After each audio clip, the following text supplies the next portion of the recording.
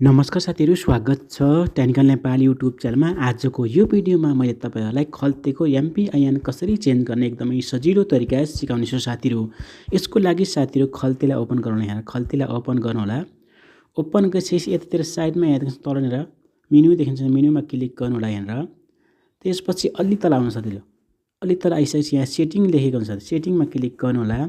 सेटिङमा click गरेपछि तलनेर यहाँ security लेखेको छ, यहाँ सेक्युरिटीमा क्लिक गर्नु होला। सेक्युरिटीमा क्लिक गरेपछि अलि तल आउनु साथीहरू, यहाँ तलनेर खल्ती एमपिआईएन लेखेको छ, यहाँनिर टच गर्नु होला, क्लिक गर्नु होला। त्यसपछि तपाईले यहाँ न्यू राख्नु होला साथीहरू, 4 वटा अङ्कको खल्ती एमपिआईएन यहाँ राख्नु होला। त्यसपछि तपाईको यहाँ तलनेर खल्तीको पासवर्ड साथीहरू, तपाईको खल्ती आइडीको पासवर्ड यहाँ राख्नु होला। तलनेर रिसेट खल्ती एमपिआईएनमा क्लिक गर्नुभयो भने तपाईको यहाँ एमपिआईएन चेन्ज भइहाल्छ साथीहरू। ल त साथीहरू, आजको भिडियो यति नै। अर्को नयाँ भिडियोमा फेरि भेटौँ। Okay, by.